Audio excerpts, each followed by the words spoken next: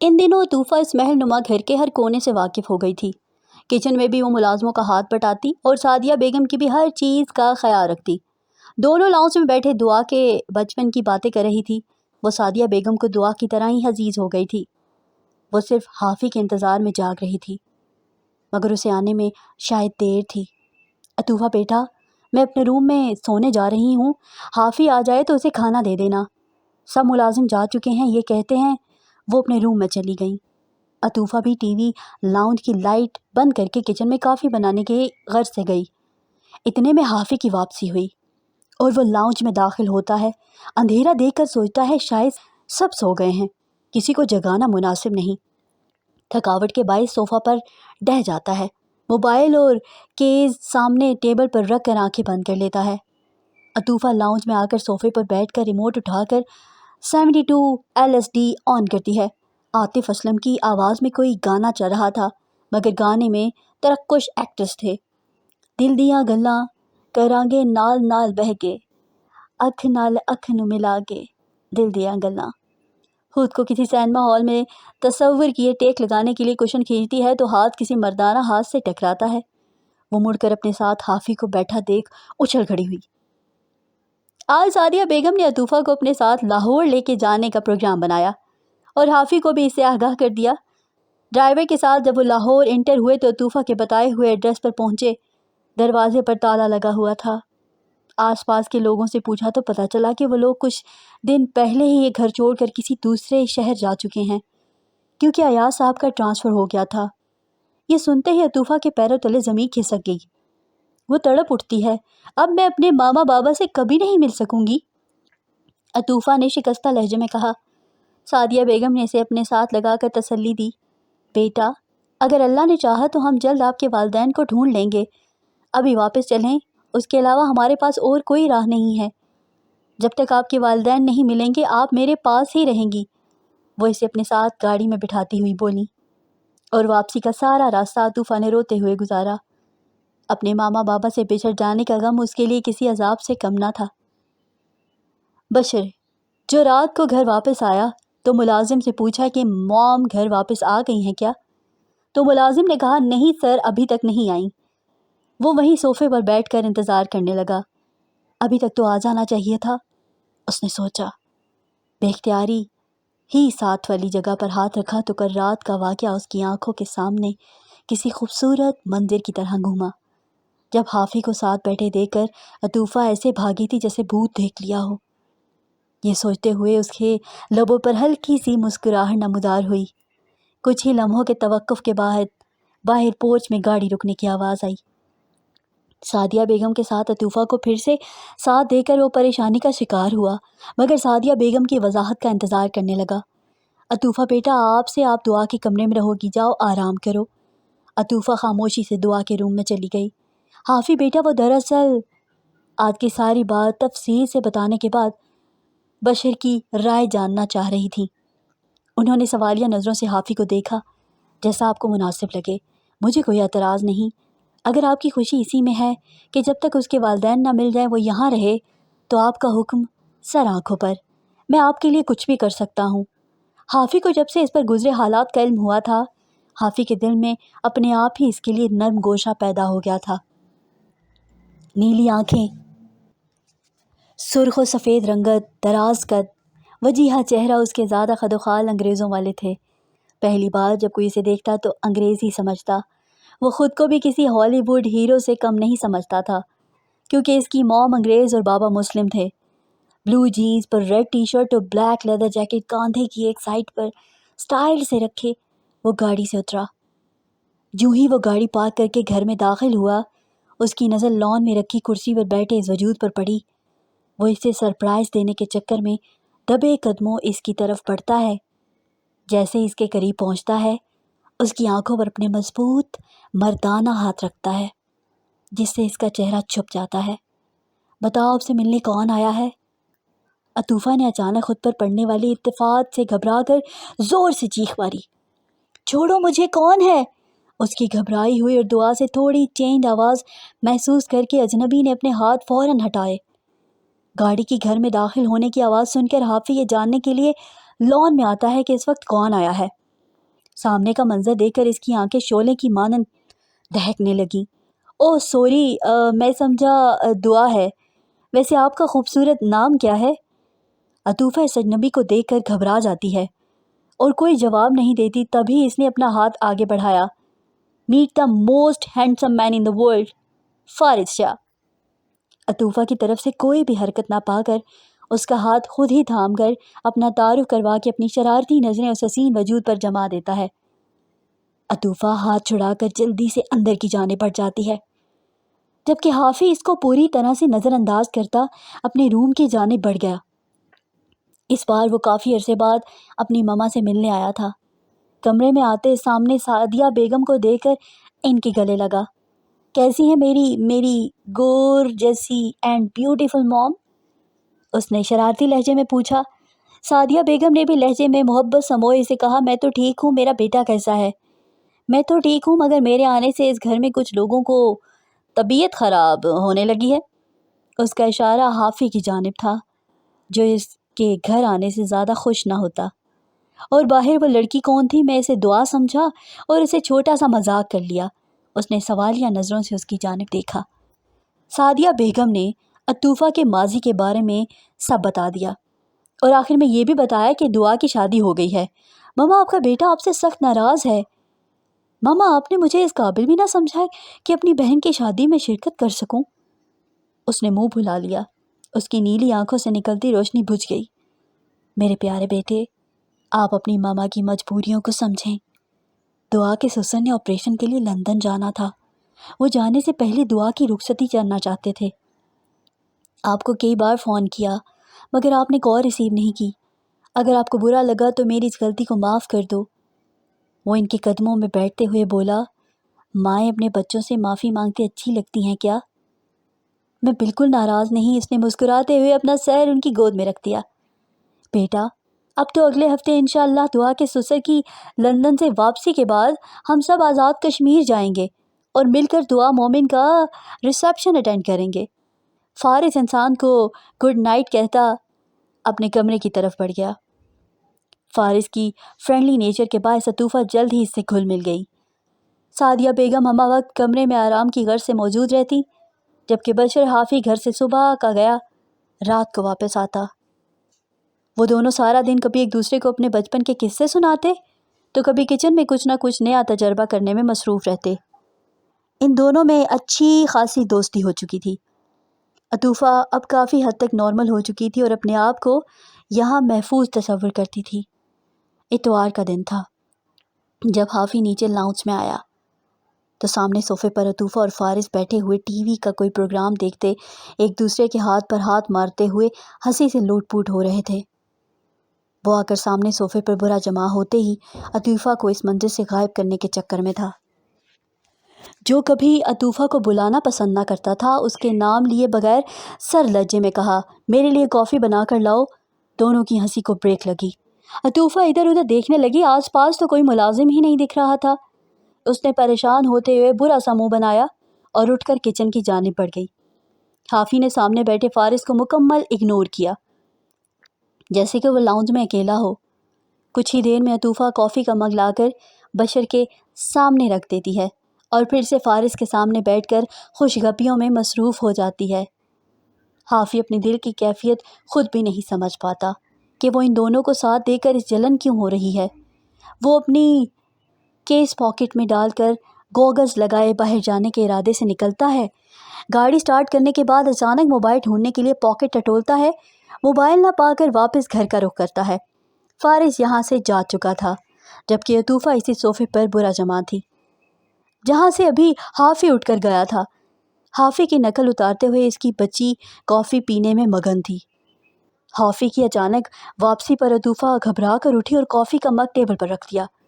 حافظ موبائل اٹھا کر دلچسپ نظروں سے عطوفہ کی طرف دیکھ کر مسکرایا۔ اس کی ایک گال میں پڑا ڈمپل آج اس نے پہلی بار دیکھا تھا۔ کیا کوئی مسکراتے ہوئے اتنا پیارا بھی لگ سکتا ہے؟ اس نے دل میں سوچا۔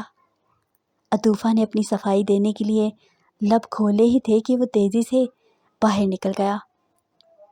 آج آپ اتنی تیار ہو گئے، ابھی تو میں آپ کے لیے ناشتہ بھی تیار نہیں کروایا۔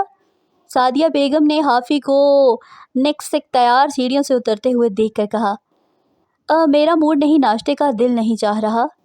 آپ رات کو بھی دیر سے لوٹے، ملازموں سے مجھے بتایا؟ بس مما، ایک کلائنٹ سے میٹنگ میں دیر ہو گئی، فجر کی نماز سے فارغ ہو کر جاگنگ پر گیا تھا، ابھی کچھ کام پینڈنگ ہے تو سوچا آج جلدی آفس چلا جاؤں۔ بیٹا، آپ اپنی صحت کا بالکل خیال نہیں رکھتے، آپ کو پتہ ہے نیند پوری نہ لینے سے کتنے سائیڈ ایفیکٹ ہوتے ہیں؟ انہوں نے پریشانی سے کہا۔ اب وہ انہیں کیا بتاتا، نیند نے تو جانے کتنے ہی عرصہ ہوا اس سے منہ موڑ لیا تھا۔ ماما، میں لیٹ ہو رہا ہوں۔ حافی موبائل سے ٹائم دیکھنے لگا۔ حافی بیٹا، میں نے آپ کو ایک ضروری کام کہا تھا، انہوں نے حافی کی طرف دیکھتے سوالیہ نظروں سے کہا۔ دماغ پر زور دینے سے اسے یاد آیا، جی موم، مگر ابھی کچھ خاص اپڈیٹ نہیں ہے، جو ہی کچھ پتہ چلے گا میں آپ کو ضرور آگاہ کر دوں گا۔ کچھ لوگوں کو یہ کام سونپا ہے، لاہور کے اسکول جس میں ایاز صاحب پڑھاتے تھے وہاں سے پتہ لگایا ہے ان کا ٹرانسفر اسلام آباد میں ہی ہوا ہے، مگر جس اسکول میں ٹرانسفر ہوا ہے وہاں سے معلوم کروایا تو انہوں نے بھی ابھی تک چارج ہی نہیں لیا۔ میرے آدمیوں نے وہاں سے آفس والوں سے بات کر لی ہے، جب بھی وہاں جوائن کریں گے ہمیں اطلاع مل جائے گی۔ عاصم صاحب جب انگلینڈ بزنس میٹنگ کے لیے گئے تو وہاں انہوں نے کسی انگریز لڑکی میری، جو نکاح سے پہلے اسلام قبول کر کے مریم ہو چکی تھی، ان کے پاس ہی بقیہ زندگی کے لمحات گزارے۔ ان کا ایک ہی بیٹا تھا، فارس۔ آج سے 5 سال پہلے فارس نے ایک روڈ ایکسیڈنٹ میں اپنے والدین کو کھو دیا تھا، مگر عاصم صاحب نے اپنی آخری لمحات میں فارس کو اس کے بھائی فجر حافی اور سعدیہ بیگم میں سب بتا دیا تھا۔ فارس نے جب پہلی بار پاکستان آ کے سعدیہ بیگم سے اپنے والدین کے لیے معافی مانگی تو اس سارے واقعے میں فارس کا کوئی قصور نہ دے کر اسے معاف کر دیا اور اس کے سر پر بھی دستے شفقت رکھ دیا۔ بس تب ہی سے فارس انہیں مما کہنے لگا۔ وہ فون پر اکثر ان کا حال پوچھتا رہتا، دعا بھی اسے بھائیوں سا مانتی تھی۔ حافی نے جو ہی آفس میں قدم رکھا، آدھے سے زیادہ سٹاف کو موجود نہ پا کر اس کا پارا 7ویں آسمان کو چھونے لگا۔ حافی نے جلدی سے اپنے پی اے کو بلا کر ساری صورتحال کا جائزہ لیا تو پتہ چلا کہ آفس ٹائمنگ 9 بجے کی ہے، مگر حافی آفس 10 بجے آتا ہے تو سٹاف میں سے کچھ اکثر 9 بجے آنے کی بجائے لیٹ آتے تھے۔ یہ سن کر اسے سچ میں شوق لگا۔ مسٹر فاروقی، آپ جائیں اور سب کے ریکگنیشن لیٹر ٹائپ کروائیں۔ ایس آر ریسپونسبل سٹاف کو اس آفس میں کوئی جگہ نہیں، اتنے رسپانسبل ارسپانسبل بن چکے ہیں۔ فاروقی کے جانے کے بعد حافی اپنی آنکھیں بند کیے سیٹ کی پشت سے سر ٹکا دیتا ہے، اچانک ہی کافی والا واقعہ یاد کر کے مسکرا دیتا ہے۔ شور کی آواز سن کر باہر آیا تو اس نے دیکھا کہ سٹاف اس کے کیبن کے باہر جمع تھا۔ اس نے سر نگاہ ان پر ڈالی، سخت آواز میں کہا، "it is last warning for all of you, be on time."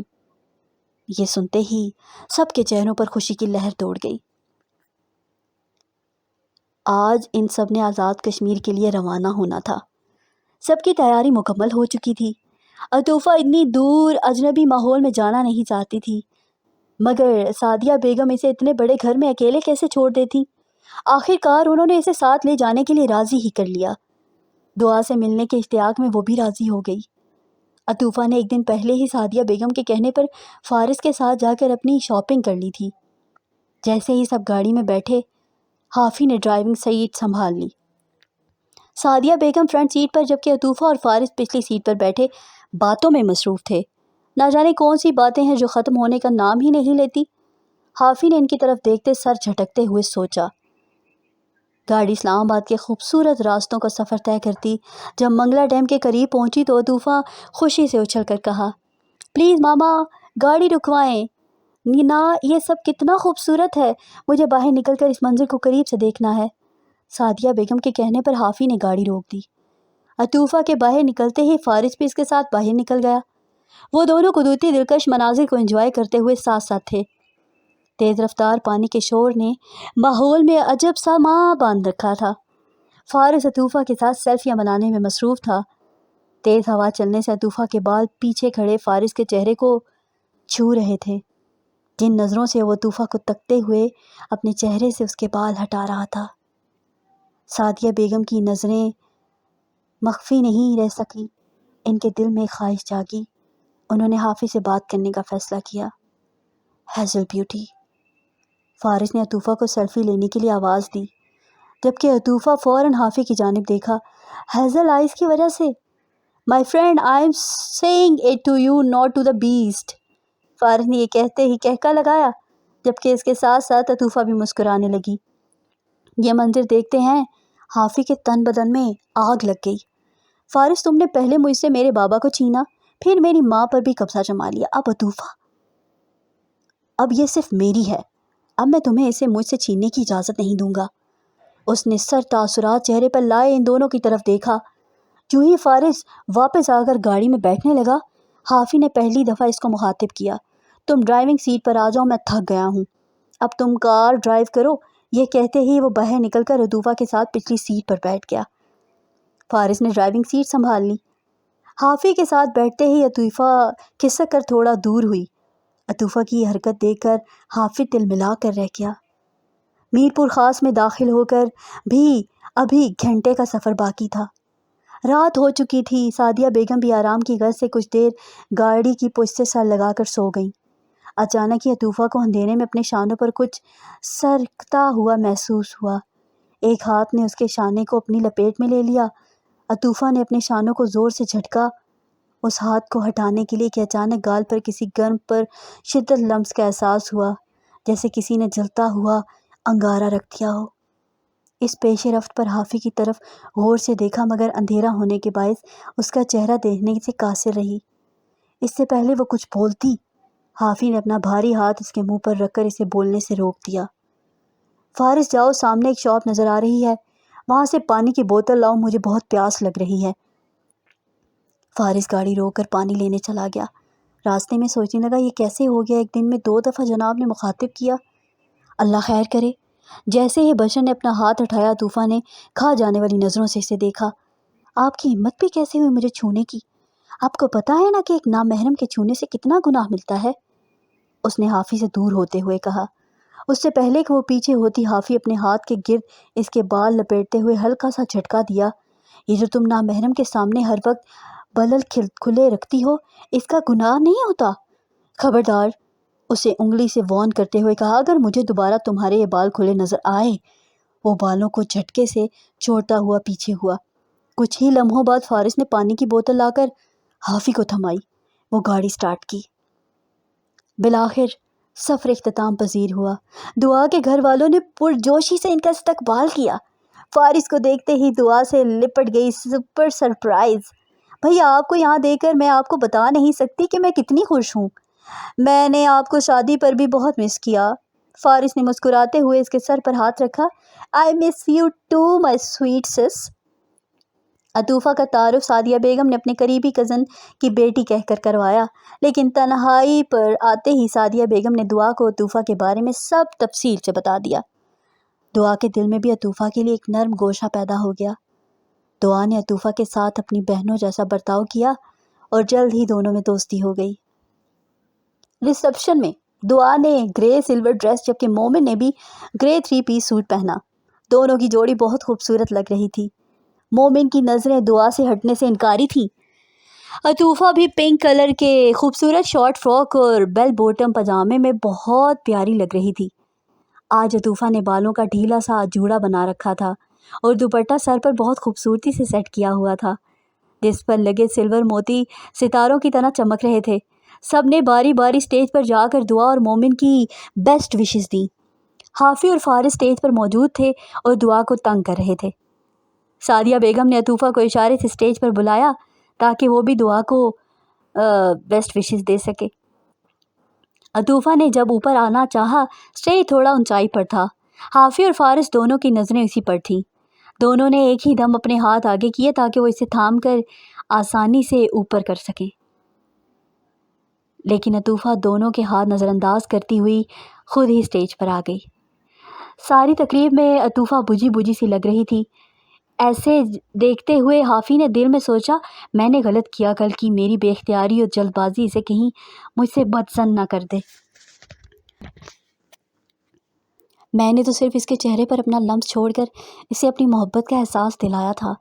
میں نے کبھی ایسی کشش کسی کے لیے محسوس نہیں کی جیسے عطوفہ کے لیے کر رہا ہوں۔ شاید عالم ارواح میں ہماری روحیں ایک دوسرے سے ملی ہوں۔ اس نے یہ سوچتے ہوئے اپنے بالوں میں ہاتھ پھیرا۔ اس محبت نے اس کے دل میں عجب سرور بھر دیا۔ اس وقت وہ ایک بدلا ہوا حافی لگ رہا تھا۔ ہیلو، یس، اوکے، آئی ول کم دیر as soon as possible.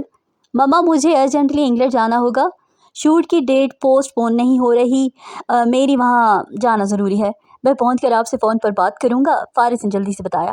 Sadia بیگم اس کے سر پر ہاتھ رکھ کر بحفاظت اس کے پہنچنے کے لیے دعا کرتے ہوئے فارس کو رخصت کرتی ہیں۔ آج بھی فارس کو رخصت کرتے ہوئے انہیں بے وفا کی یاد آئی۔ تقریب کے اختتام پر وہ تینوں گھر کے لیے نکلتے ہیں۔ سعدیہ بیگم اور عطوفہ پچھلی سیٹوں پر بیٹھ گئیں۔ سارا رستہ حافی عطوفہ کو فرنٹ مرر سے گاہے بگاہے دیکھتا رہا، جبکہ عطوفہ نے ایک بار بھی چہرہ اٹھا کر اسے نہ دیکھا۔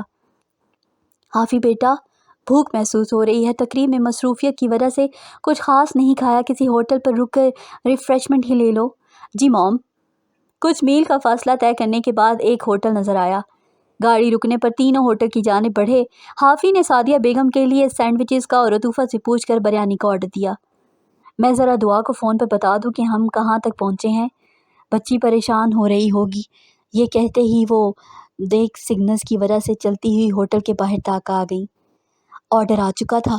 عطوفہ نے ابھی دوسری بائٹ کے لیے چمچ منہ کی طرف بڑھایا ہی تھا کہ حافی نے عطوفہ کا ہاتھ تھام کر بریانی اپنے منہ میں ڈالی۔ بہت ٹیسٹی ہے، سیم لائک چیک ٹیسٹ۔ حافی نے اپنی پوروں سے عطوفہ کے گال کو نرمی سے چھو کر اس دن کا واقعہ یاد کروایا۔ عطوفہ وہ سوچ کر سسپٹا گئی۔ تبھی سعدیہ بیگم کو واپس آتا دیکھ حافی اپنی جگہ پر آیا۔ واپسی پر عطوفہ نے دل میں سوچ لیا کہ وہ سعدیہ بیگم سے بات کرے گی اور وہ اسے ہاسٹل میں رہنے کی اجازت دے دے۔ اب مزید وہ حافی کا سامنا نہیں کر سکتی۔ معین صاحب آنی ایاز کے تایازاد تھے، اسلام آباد میں کافی عرصہ سے رہائش پذیر تھے۔ ان کا تعلق بھی متوسط طبقے سے تھا۔ ان کی بیوی کی وفات کچھ عرصہ پہلے ہو چکی تھی۔ ان کی ایک ہی بیٹی تھی، عریج معین۔ گھر پہنچ کر سب آرام کی گھر سے اپنے روم میں چلے گئے، جبکہ سعدیہ بیگم حافی کے روم میں بیٹھے اس کے فریش ہو کر واش روم سے باہر آنے کا انتظار کر رہی تھی۔ حافی اس وقت ان کو اپنے کمرے میں دیکھ کر پریشان ہو گیا۔ مام، آپ اس وقت یہاں، کیا بات ہے؟ کوئی خاص بات ہے؟ آپ کی طبیعت تو ٹھیک ہے؟ میں بالکل ٹھیک ہوں، آپ سے کچھ بات کرنی تھی۔ انہوں نے اس کا شانہ سہلاتے ہوئے اپنی بات کا آغاز کیا۔ میں نے فارس کی آنکھوں میں عطوفہ کے لیے جذبات دیکھے ہیں۔ میں چاہتی ہوں اکیلی بچی کو ایک مضبوط سہارے کے حوالے کر دوں جو اس کی حفاظت کرے اور عزت دے۔ حافی نے خفگی بری نظروں سے انہیں دیکھا۔ مما، آپ کو فارس کے جذبات نظر آئے، کیا میرے جذبات عطوفہ کے لیے آپ کو سچے نہیں لگتے؟ اس نے سرد لہجے میں کہا۔ سعدیہ بیگم کو اپنے بیٹے سے اس بات کی قطعاً توقع نہ تھی۔ وہ حیرت بھری نظروں سے اسے دیکھنے لگیں۔ فارس اور عطوفہ کی تو بہت اچھی دوستی ہو گئی تھی، جبکہ آپ کو تو میں نے کبھی عطوفہ سے بات کرتے ہوئے بھی نہیں دیکھا۔ میں آپ کے جذبات کی قدر کرتی ہوں، انہوں نے پیار سے اس کے بالوں میں انگلیاں چلاتے ہوئے کہا۔ ہاں، میں بات کروں گی عطوفہ سے، مگر میں اسے زور زبردستی نہیں کر سکتی، انہوں نے نظریں چراتے ہوئے کہا۔ ماما، میرے لیے آپ اتنا بھی نہیں کر سکتی۔ حافی نے ڈوروں سے بھری سرخ نظروں سے اپنی مام کو دیکھا۔ سعدیہ بیگم حافی کے عطوفہ کو لے کر اس شدت سے کافی پریشان ہو گئی اور حافی کو سونے کا کہہ کر خود اپنے کمرے کی طرف بڑھ گئی، جہاں ساری رات کے لیے ان کے دماغ میں ایک طویل جنگ چھڑ چکی تھی۔ عطوفہ کے جہیز کا سامان بیگ میں رکھتے ہوئے وہ بہت افسردہ تھی۔ نہ جانے ان کی بیٹی اس وقت کہاں ہوگی۔ مرنے والے پر تو صبر آ جاتا ہے، لیکن جو کھو جاتے ہیں اس کی یاد کی چبھن ساری زندگی بے چین کیے رکھتی ہے۔ بھلا ہو معین صاحب کا، جنہوں نے ایک انجانے شہر میں رہنے کے لیے چھت فراہم کی۔ انہوں نے دل میں سوچا، اچانک سارے جسم میں ایک شدید درد کی لہر اٹھی۔ ٹھیک ٹھک ٹھک، باہر سے کوئی دروازہ کھٹکھٹا رہا تھا۔ عطوفہ نے اپنی آنکھیں کھولی اور اپنی خمار آلودہ آواز میں اندر آنے کی اجازت دی۔ یس، دروازہ کھول کر سعدیہ بیگم ہاتھوں میں ٹرے تھامے اس کے روم میں آئیں۔ آج میں اپنی بیٹی کے لیے اپنے ہاتھوں سے پراٹھا آملیٹ بنا کے لائی ہوں، انہوں نے پیر بھرے لہجے میں کہا۔ مجھے آپ سے کچھ ضروری بات کرنی ہے ماما، میں نے آپ سے بہت بات کرنی ہے ضروری، عطوفہ نے کہا۔ ٹھیک ہے، پہلے میری بیٹی بتائے اسے کیا بات کرنی ہے، انہوں نے نرمی سے کہا۔ عطوفہ نے سر نیچے گرا کر نظریں اپنے ہاتھوں پر مرکوز کیں اور کہا مما آپ پلیز برا مت مانیے گا، میں مزید یہاں رکنا نہیں چاہتی، آپ مجھے کسی ہاسٹل میں داخل کروا دیں۔ وہ اس کی بات سنتے ہوئے پریشان ہو جاتی ہیں۔ بیٹا آپ سے بہتر باہر کے حالات کون جان سکتا ہے کہ باہر اکیلی لڑکی کے لیے گزارا کرنا کتنا مشکل ہے۔ آپ پہلے تجربے سے گزر چکی ہیں، اب مزید میں آپ کو تنہا کہیں نہیں چھوڑوں گا۔ میں نے آپ کو اپنی بیٹی مانا ہے، آپ کی حفاظت کرنا میری ذمہ داری ہے۔ وہ اسی بات کو مد نظر رکھتے ہوئے اپنی ماں کی حیثیت سے میں نے آپ کے لیے ایک فیصلہ کیا ہے، میری زندگی کا کوئی بھروسہ نہیں، میں چاہتی ہوں آپ جانے سے پہلے آپ کی شادی کروا دوں۔ آپ کو اس وقت ایک مضبوط سہارے کی اشد ضرورت ہے۔ لوگ بغیر کسی رشتے کے آپ کو اس گھر میں رہتے دیکھ باتیں بنائیں گے جو ایک ماں کو ہرگز ناگوار گزرے گی۔ انہوں نے اپنی بات کے اختتام پر عطوفہ کو دیکھا جو زار و قطار آنسو بہا رہی تھی۔ میں اپنی زندگی کا اتنا بڑا فیصلہ اپنے والدین کے بغیر نہیں کر سکتی۔ اس نے اپنا سر ان کے شانے پر رکھ دیا۔ کیا آپ نے مجھے اپنی ماں کا درجہ نہیں دیا؟ انہوں نے بڑے مان سے پوچھا۔ ایسی بات نہیں، اب آپ ہی میرا سب کچھ ہیں، عطوفہ نے دھندلائی آنکھوں سے ان کی طرف دیکھ کر کہا۔ بیٹا میں آپ سے آپ کی پسند پوچھنا چاہتی ہوں۔ اسلام نے بھی لڑکی کی پسند کو اولین قرار دیا ہے۔ انہوں نے جھجکتے ہوئے پوچھا بیٹا اگر آپ فارس کو پسند ہیں تو مجھے کوئی اعتراض نہیں۔ نہیں ماما ایسی کوئی بات نہیں، فارس صرف میرا اچھا دوست ہے اور کچھ نہیں، اس کے لیے میرے دل میں ایسا کچھ نہیں ہے۔ میں چاہتی ہوں تم ہمیشہ بیٹی بن کر میرے پاس ہی رہو۔ کیا تم حافظ سے شادی کرنے پر راضی ہو؟